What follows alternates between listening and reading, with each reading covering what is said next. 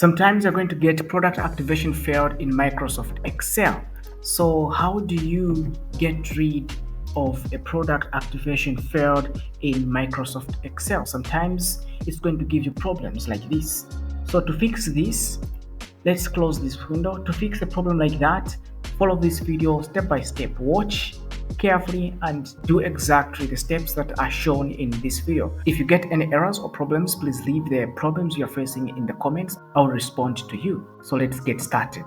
First of all, open the File Explorer, and here you're going to see this PC. Now here you should just open the local disk C. When you open the local disk C, you should be able to see the program files. Open the program files. In the program files, there is a folder that you should specifically look for, and this folder is Microsoft Office. Double click on it to open it. Then in this folder, you are going to see another folder called Office 16. Double click to open it, and in this folder, you are going to see this file. This is the file you want to select and right click on and run this as an administrator. 3 times. You're going to repeat the process 3 times as an administrator. 3 times. It's going to open the command prompt where you can see it for a little bit, then it's going to disappear.